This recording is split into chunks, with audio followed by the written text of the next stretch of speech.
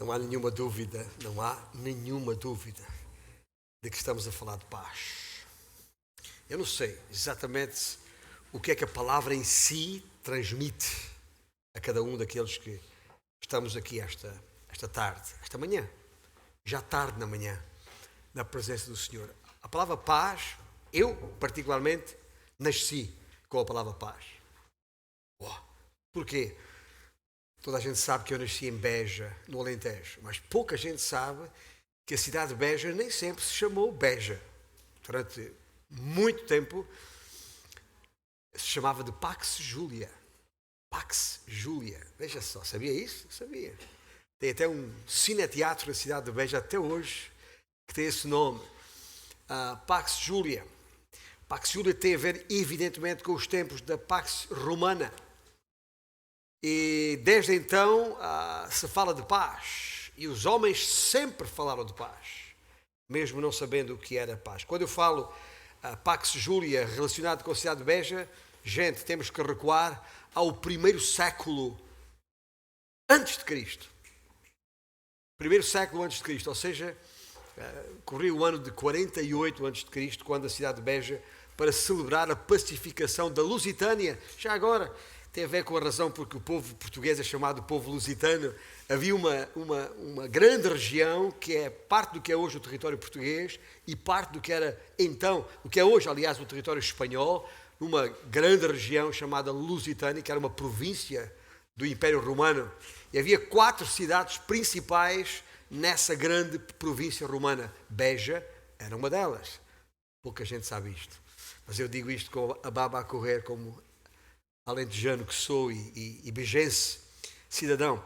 Então, o nome Júlia, Pax Júlia, deve-se ao facto de ter sido Júlio César, o autor dessa mesma paz. Enfim, na verdade, já vinha do imperador Augusto César.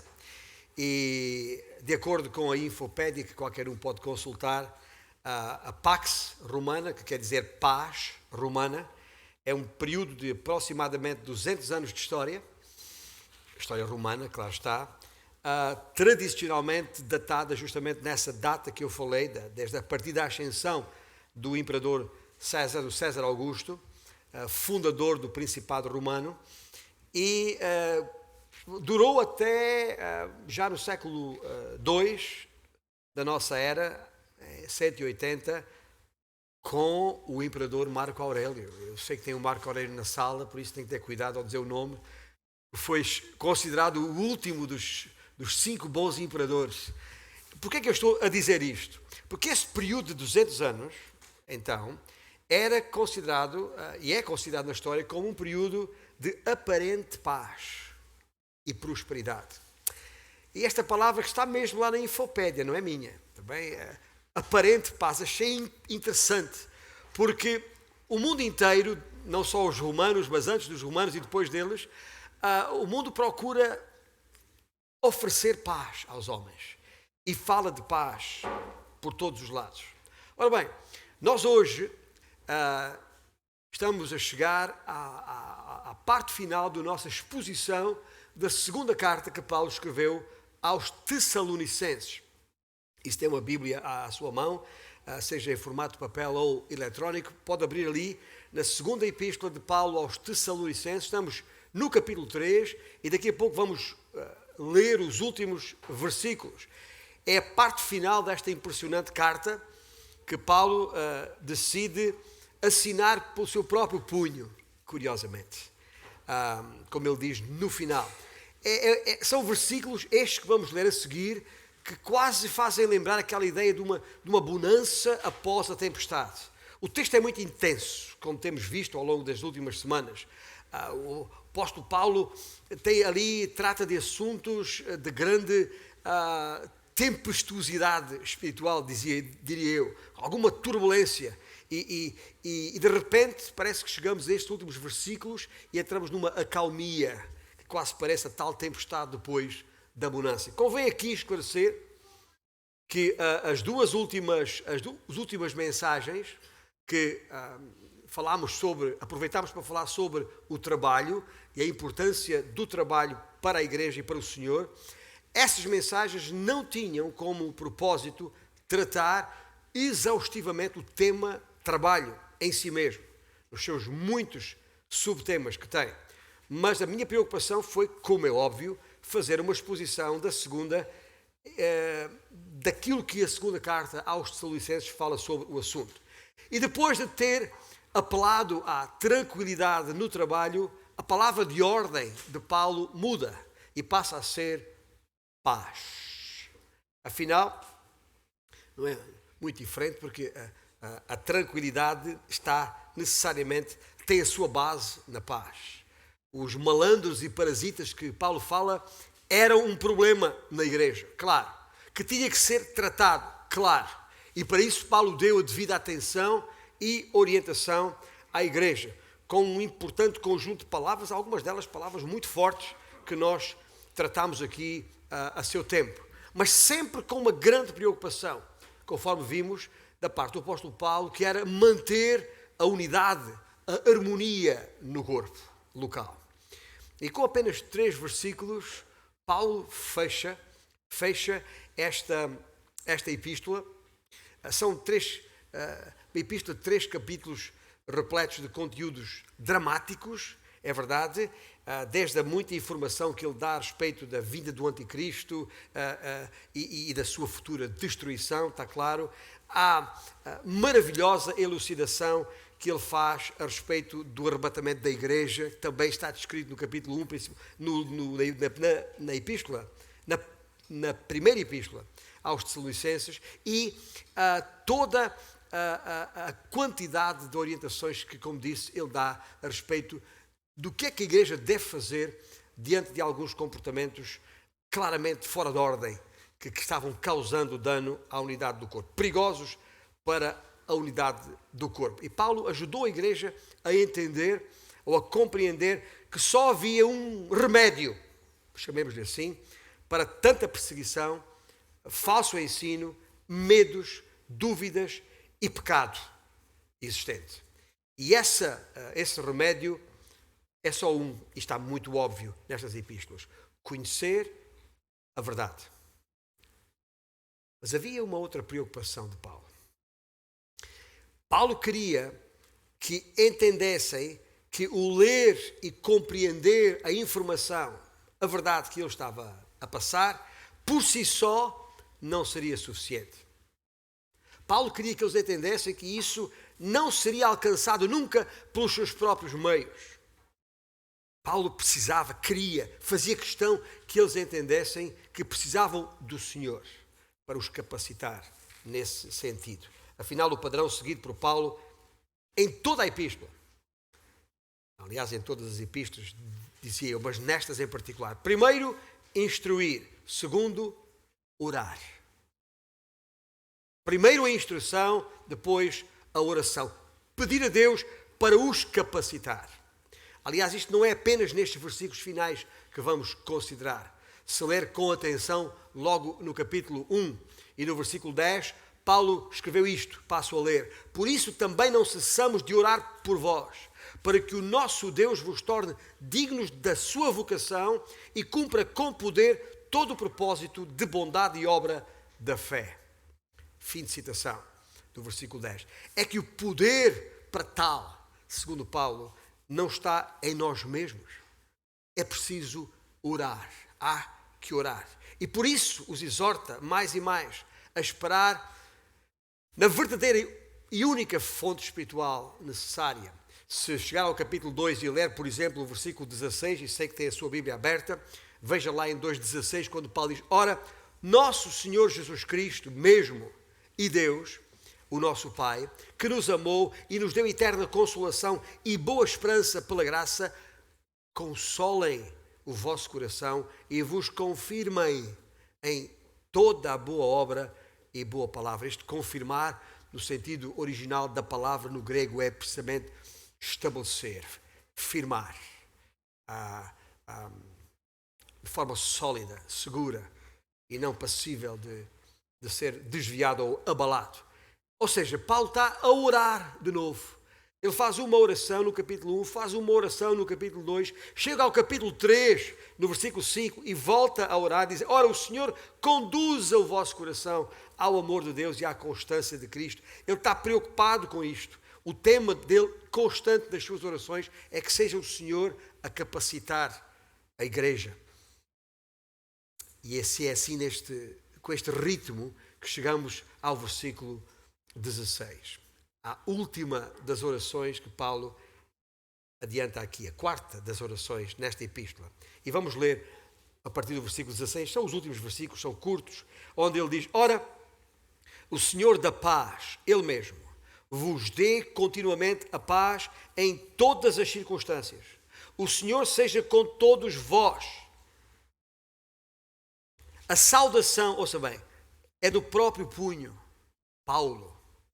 Este é o sinal em cada epístola, é assim que eu assino. E depois termina dizendo: a graça de nosso Senhor Jesus Cristo seja com todos vós. Ora, a mensagem do apóstolo Paulo é muito clara. Só há uma fórmula, ouça bem, isto é importante. Segundo Paulo, só há uma fórmula para conhecer e viver a verdade na capacidade do Senhor. E essa fórmula tem duas palavras apenas: graça e paz. Aliás, em regra, é assim que Paulo inicia quase todas as suas epístolas. É assim que termina uma grande parte delas. Como quem diz, começo e termino com esta fórmula, graça e paz, para que não haja nenhuma dúvida.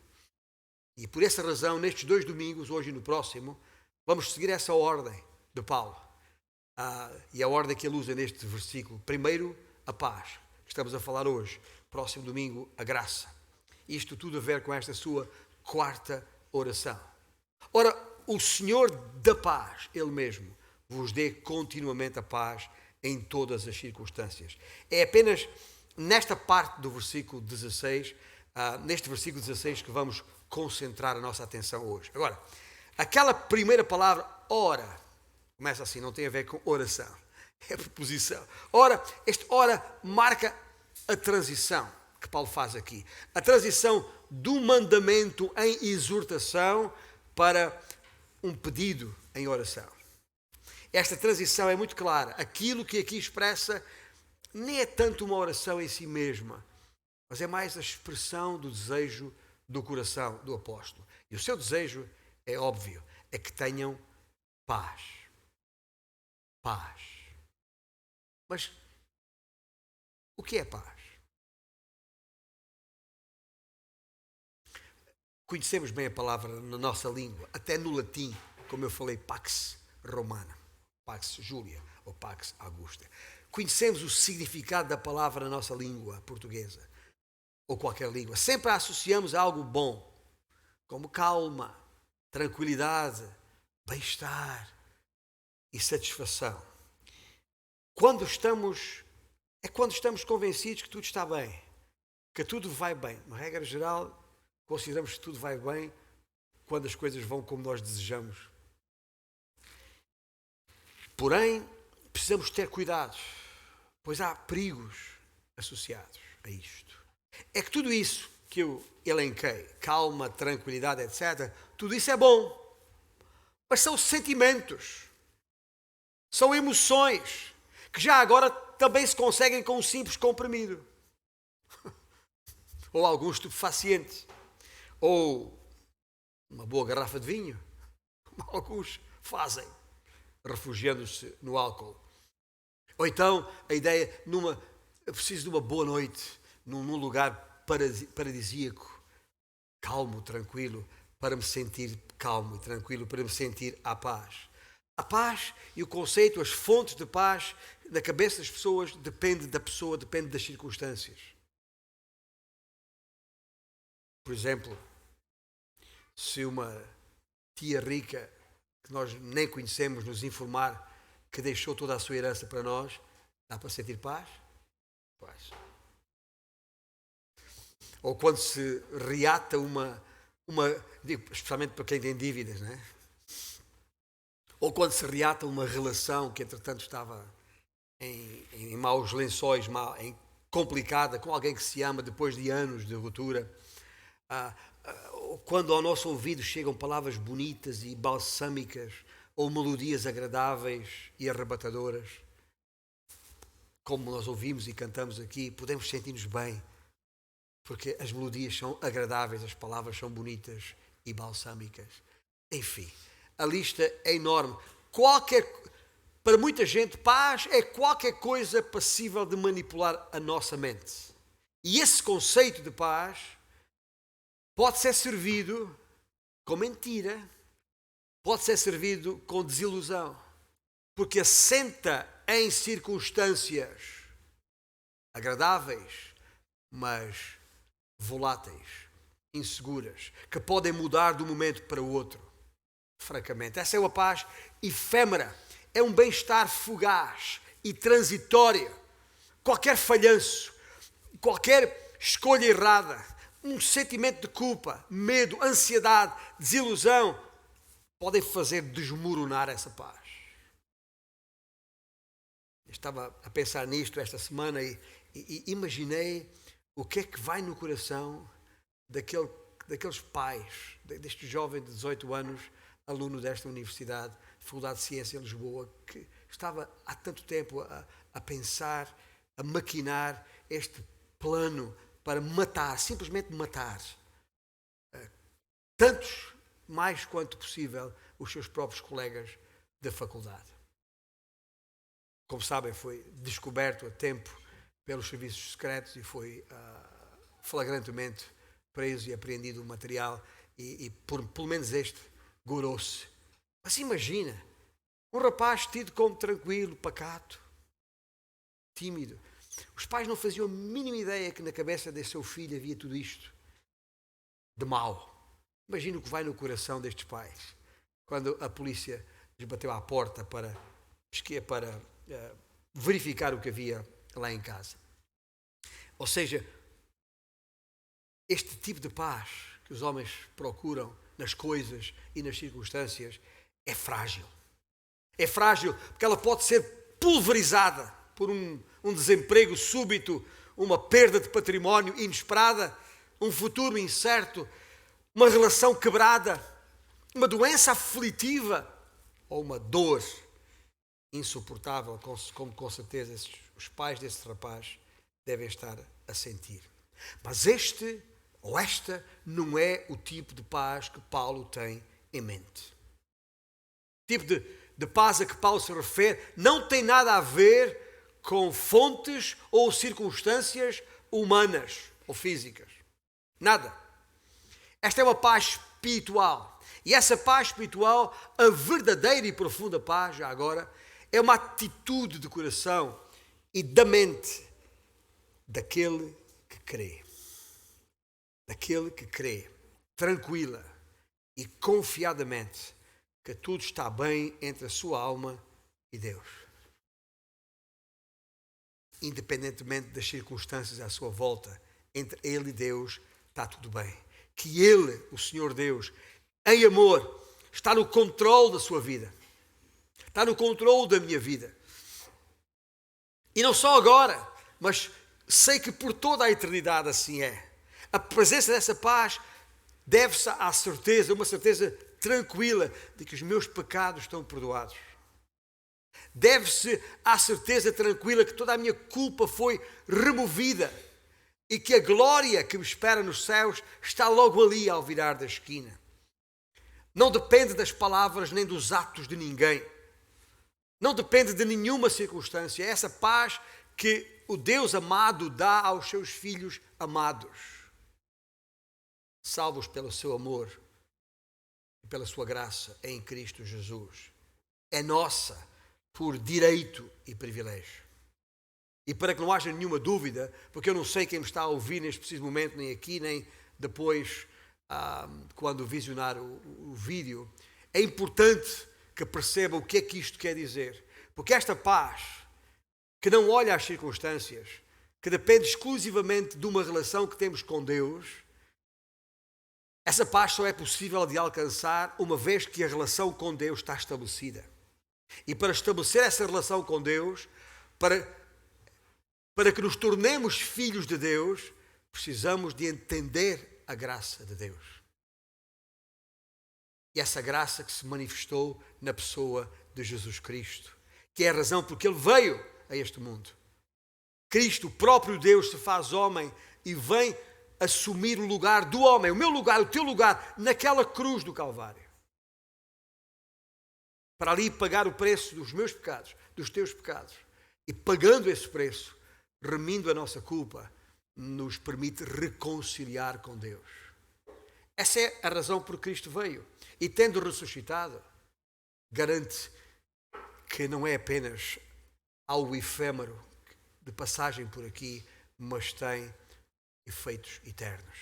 E uma vez restabelecida a comunhão com Deus em Cristo Jesus, então podemos entender esta paz sobre a qual estamos a falar aqui. E o apóstolo Paulo dá-nos aqui 3 características que eu vou elencar em síntese. 3 características que é preciso tomar boa nota para percebermos do que é que estamos a falar aqui. Em primeiro lugar, esta paz é divinal. Esta é uma paz divinal. Neste versículo 16, a paz define-se primeiramente como divinal. Ou seja, o Senhor da paz, Ele mesmo, é dele, vos dê continuamente a paz. É o Senhor que dá a paz. É o Senhor que concede a paz. É isso que a expressão Ele mesmo enfatiza. É o seu envolvimento pessoal na coisa. Vem diretamente dele. Tem a ver com a essência da sua própria natureza. Por outras palavras, apetece-me dizer, a paz é, de facto, um atributo de Deus. Deus existe em perfeita tranquilidade, em perfeito contentamento. Porquê?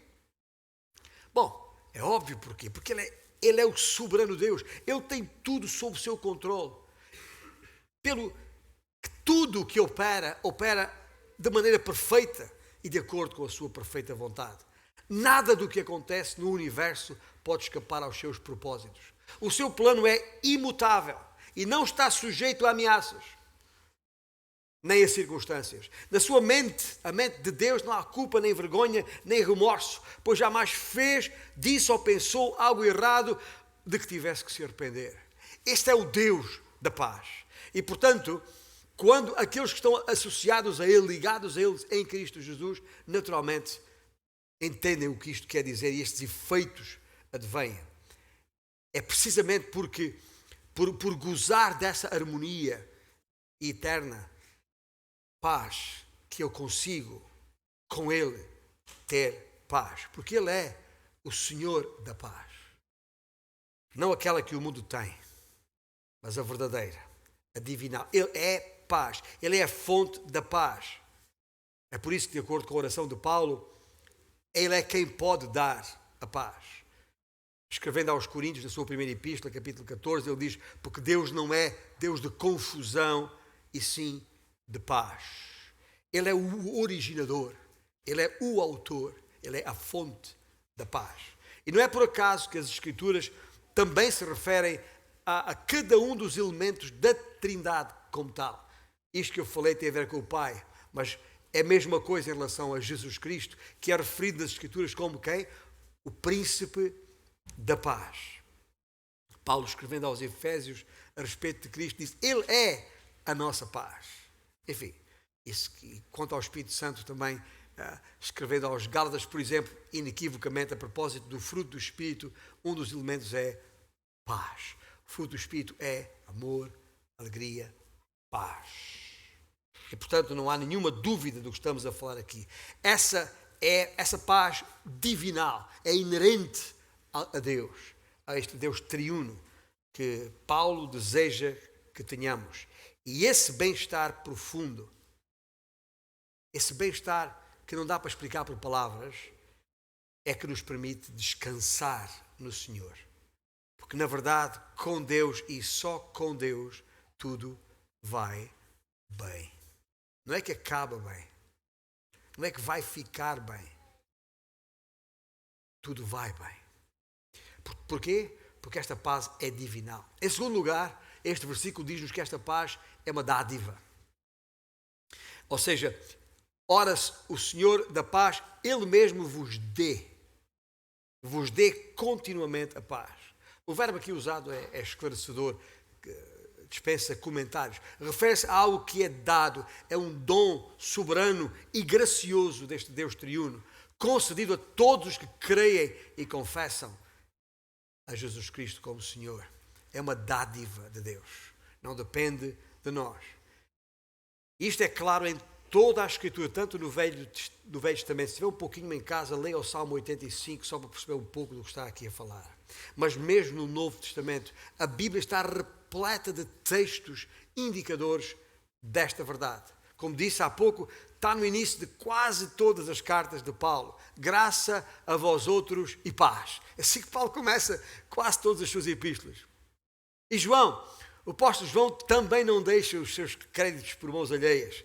E é especialmente interessante quando ele faz aquela descrição. Lembra-se quando o Senhor Jesus, após a ressurreição, entrou no cenáculo? Estou a citar João capítulo 20 e no versículo 19 ele entra e diz: paz seja convosco. E mais adiante, logo a seguir no versículo 21, outra vez, paz seja convosco. E ainda no versículo 26, paz seja convosco. Em poucos versículos, na mesma cena, o Senhor Jesus Cristo mesmo diz aos seus discípulos: paz seja convosco. Porquê? Porque Ele é o verdadeiro doador da paz. É Ele que garante paz para os seus. Fora dele não há paz. Interessante o que Isaías escreveu no capítulo 57 do seu livro. Ele escreveu isto: como fruto dos seus lábios criei a paz, diz o Senhor.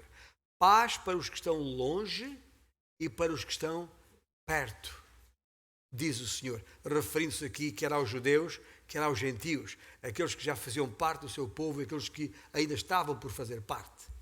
Mas, nesse mesmo texto, mais adiante, ele diz assim: para os perversos, diz o meu Deus, não há paz.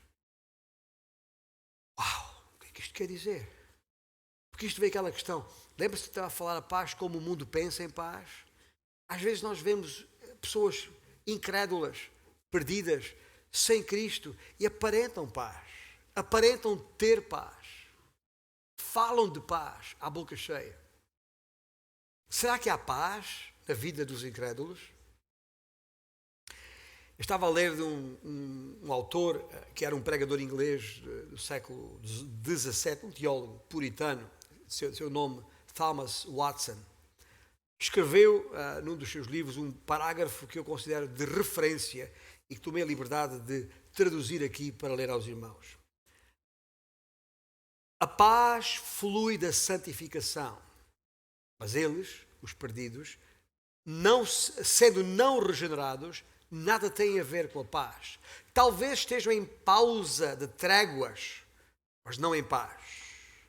Por algum tempo Deus tolera o ímpio, sustendo o ribombar do seu canhão, mas é tempo de tréguas e não de paz. Os ímpios poderão ter algo que se pareça com paz, mas não é. Poderão parecer estupidamente destemidos, mas há uma enorme diferença entre uma consciência estupidificada e uma consciência pacificada.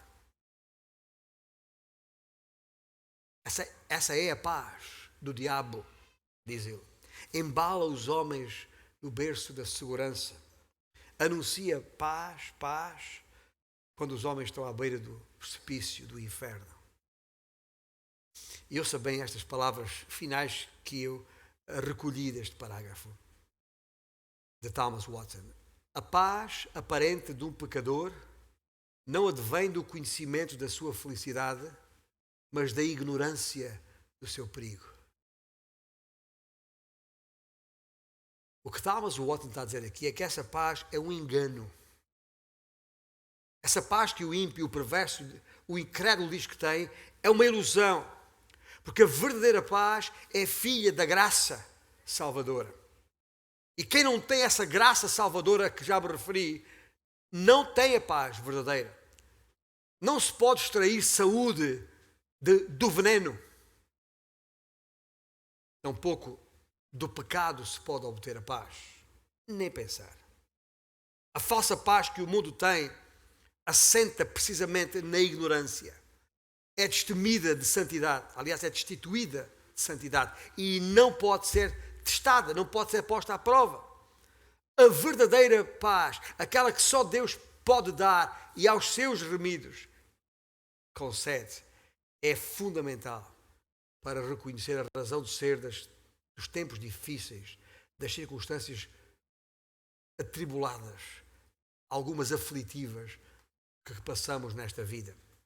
E é por essa razão que o crente, aquele que tem a verdadeira paz, não fica nem surpreendido, nem entristecido com as tribulações, com as provações da sua vida. Isso ao longo do Novo Testamento, quer Paulo, quer Tiago, quer Pedro, quando é dito, mas tende grande gozo, alegria, quando passares por várias provações. Isto para o incrédulo é uma loucura. Como é que eu posso sentir alegria no meio da provação? Posso, se já fui alcançado pela graça de Deus. Posso, porque isso significa que eu já tenho a paz verdadeira. Posso, porque isso já me permite entender a palavra de Deus. Posso, porque eu sei que a provação na minha vida é um instrumento de Deus para facilitar o fortalecimento da minha fé. E por isso não aceito as provações que venham à minha vida, sejam quais forem as circunstâncias. Porquê? Como Paulo diz aos Romanos, porque já estou justificado mediante a fé. E por isso, diz Paulo, tenho paz com Deus por meio de nosso Senhor Jesus Cristo. Esse é o desejo que Paulo está aqui a expressar aos Tessalonicenses. Que o Senhor da paz, Ele mesmo, vos dê continuamente a paz em todas as circunstâncias. Quando Ele diz, o Senhor seja com todos vós. Está a ver? É exatamente isso que Ele está a dizer aqui. Portanto, esta paz é divinal, esta paz é um dom, é uma dádiva, e esta paz, em terceiro lugar, é disponível. Isto é a parte mais prática, digamos assim, que nós precisamos entender no nosso viver. Esta paz está sempre disponível. Quando Paulo diz em todas as circunstâncias, que o Senhor vos dê essa paz, que o Senhor seja com todos vós em todas as circunstâncias. E daí o título desta mensagem de hoje, paz sempre. Paz sempre ou sempre em paz, como quiser. Na versão de J.B. Phillips, ele diz sempre e de todas as maneiras. Sabemos por experiência, todos nós, não vale a pena tapar o sol com uma peneira. Está bem? Nós sabemos por experiência que a paz que temos e sentimos pode ser interrompida. Quem não passou por aí já, que atire a primeira pedra. Não. Mas há uma coisa que eu tenho que vos dizer. Sim, a paz na minha vida já foi interrompida muitas vezes. Mas não é Deus que a interrompe. Nós a interrompemos quando sucumbimos aos desejos da nossa carne e à soberba da nossa vida. Por isso, e porque isso, os desejos da carne, a soberba da vida, isso tudo que há no mundo, traz a nós dúvida. Pode trazer a nós dúvida, medo, ansiedade, doença e até morte. E nossa paz fica perturbada.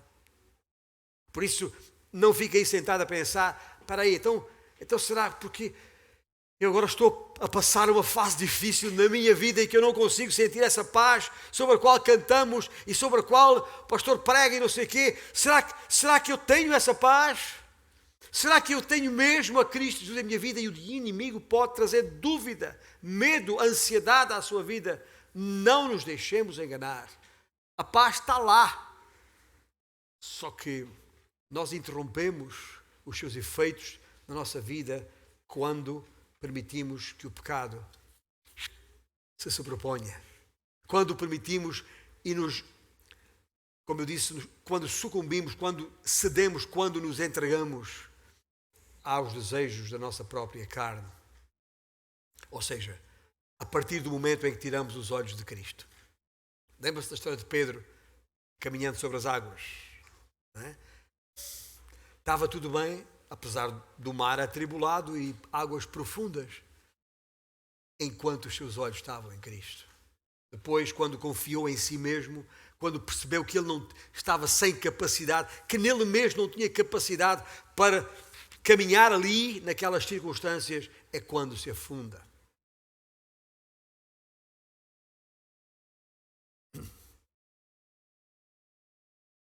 Se vivemos na carne, se nos deixarmos embalar no berço da carne, então podemos ser vítimas das mesmas aflições que os incrédulos são vítimas, que os incrédulos sofrem e se queixam. Perguntarás, e então e o que é que eu faço? O que é que eu faço quando for afligido? O que é que eu faço quando ficar perturbado? O que é que eu faço quando me sentir ansioso e amedrontado?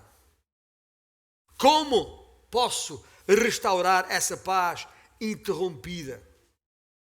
Como posso recuperar para perseverar nessa paz que em mim está, mas que foi interrompida? Na verdade, são várias as coisas que podes fazer. São várias as coisas que podemos fazer, sendo que a primeira, claro está, é confiar em Deus. Lembra-se de quando o salmista se interrogava a si mesmo? Estou a citar o Salmo 42, quando ele se expressa: porque estás abatida, ó minha alma? Quando ele diz: porque te perturbas dentro de mim? E depois o salmista escreve: espera em Deus. Espera em Deus. Será que te esqueceste de quem é Deus?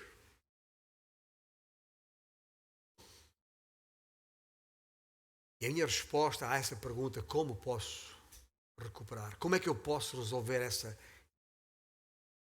provisória, temporária interrupção da paz na nossa vida?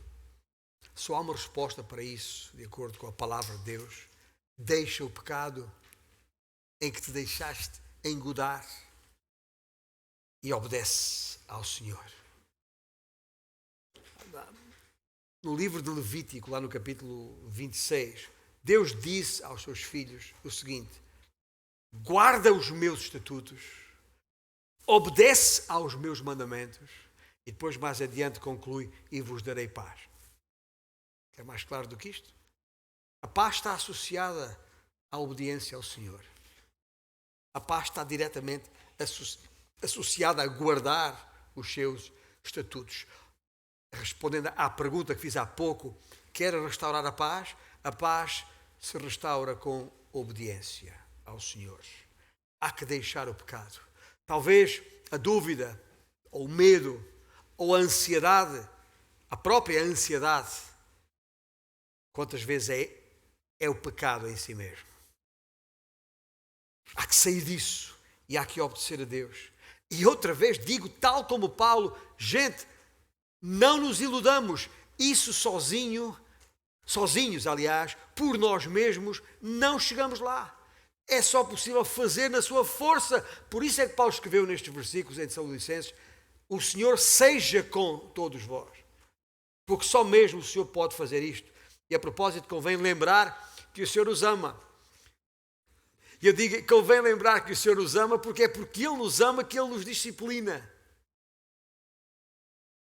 E porque é que Ele nos disciplina? É precisamente para nos ajudar a restaurar essa paz em nós, refinando-nos, purificando-nos, para nos ajustar aos seus propósitos.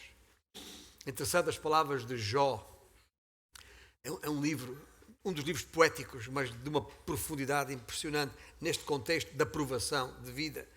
No capítulo 5 de Jó lemos isto: bem-aventurado é o homem a quem Deus disciplina. Normalmente a gente não gosta de disciplina. A gente não gosta de ser disciplinado. Mas a Bíblia diz: bem-aventurado o homem a quem Deus disciplina. Não menosprezes, pois, a disciplina do Todo-Poderoso. E nesse mesmo capítulo, versículo 24, diz mais: saberás que a paz é a tua tenda. Aqueles que são disciplinados e que percebem e que não desprezam a disciplina do Senhor, esses saberão que a paz é a sua tenda. onde habita.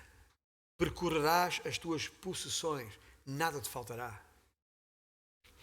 Se compreenderes que através das provações, através das mudanças súbitas e disciplinadoras na nossa vida que nos acontecem, se percebemos que com isso Deus nos está a aperfeiçoar, teremos paz.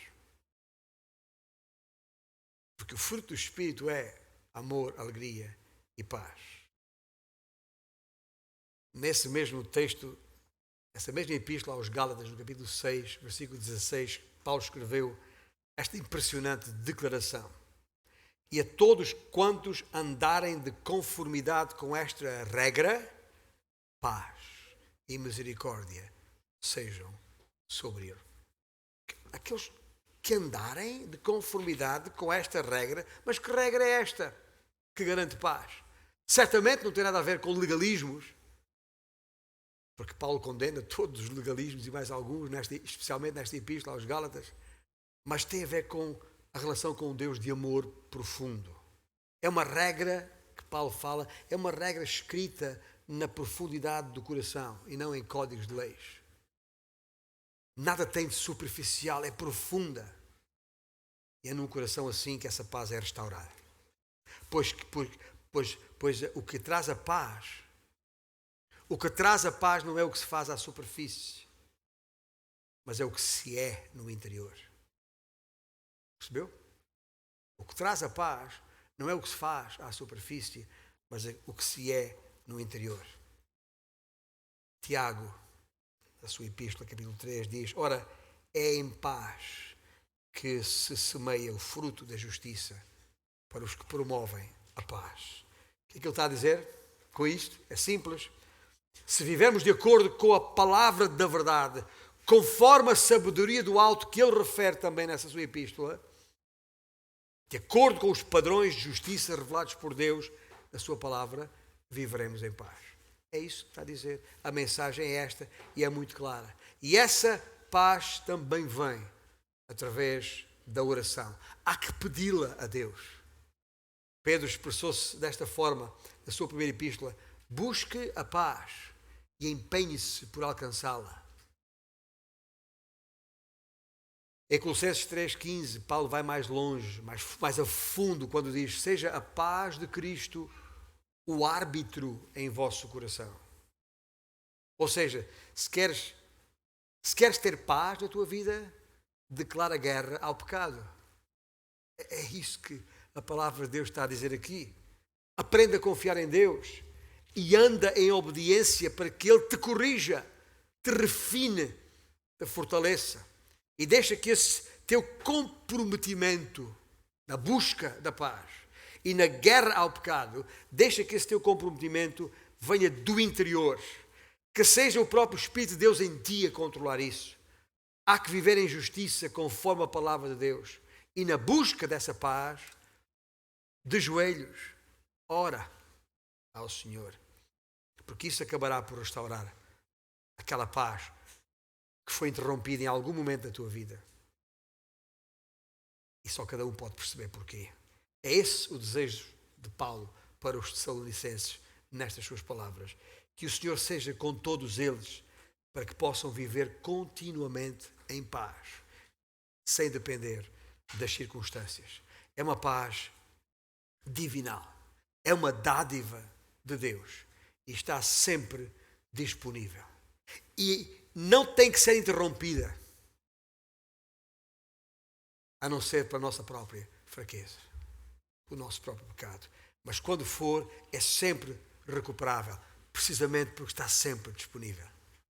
Está sempre disponível e é assim que ele acaba esta sua palavra no versículo 16. O Senhor da paz, Ele mesmo vos dê continuamente a paz em todas as circunstâncias. O Senhor seja com todos vós. Essa paz, gente, essa paz não está sujeita a nenhum efeito exterior. É por isso que cantamos o que cantámos há pouco. Não assenta em relacionamentos humanos.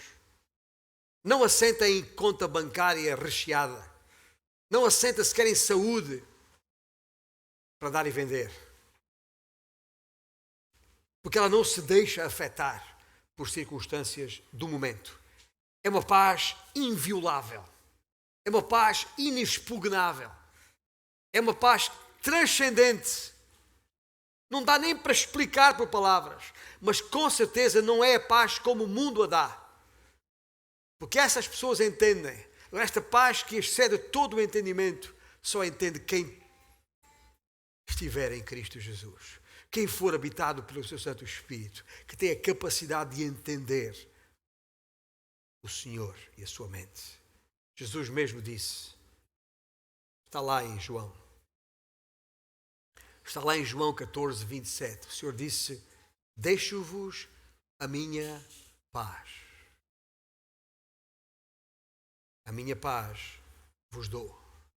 E não vos-la dou como a dá o mundo. Não se turbe o vosso coração, nem se atemorize. Não há nada a temer. Não há nada que nos possa perturbar.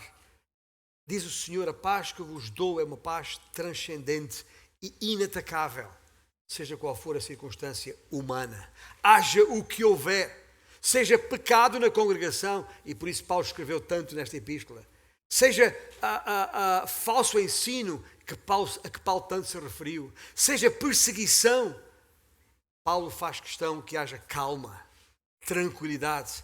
Não há razão para faltar o bem-estar naqueles que estão em Cristo Jesus.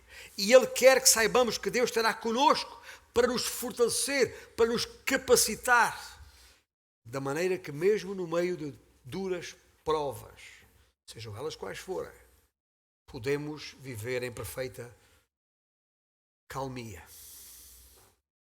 E nesta parte final, como em toda a epístola, a preocupação de Paulo continua a ser a unidade da igreja. No sentido de motivar os seus leitores a saber lidar com os seus problemas, restabelecendo as condições de paz necessárias para que as nossas vidas reproduzam a imagem de Deus para a sua glória. Fecho com um versículo lá em que as palavras do Senhor Jesus, no capítulo 16 do Evangelho de João, versículo 33. Estas coisas vos tenho dito para que tenhais paz em mim. No mundo passais por aflições, mas tende bom ânimo. Eu, diz Jesus, venci o mundo. O hino que vamos cantar de seguida tem exatamente por tema, por título, em português, Tenho Paz. E eu digo em português porque ele foi escrito originalmente em inglês. E o original em inglês é It is well with my soul. O autor quis dizer está tudo bem com a minha alma. O autor, Horácio Pafford, é uma história, a história por trás deste hino é uma história incrível.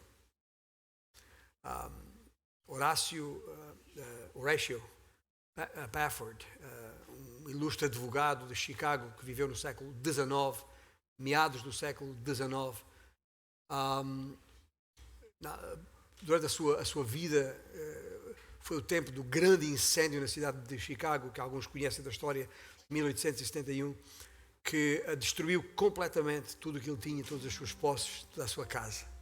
E depois de trabalhar, ele e sua família arduamente para recuperar a vida das cinzas, numa altura em que resolveram viajar para descansar, e comprou passagem para a sua família para irem para Inglaterra, atravessarem o Atlântico e vir de férias à Inglaterra. Como ele não podia, por causa dos seus negócios, acompanhar estar tanto tempo fora, enviou primeiro a esposa e as suas 4 filhas num navio. O navio que durante a viagem naufragou, dizimando quase a maior parte, 200 e muitas pessoas, incluindo as suas 4 filhas.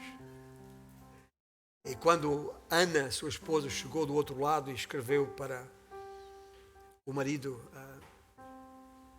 cheguei, mas cheguei só.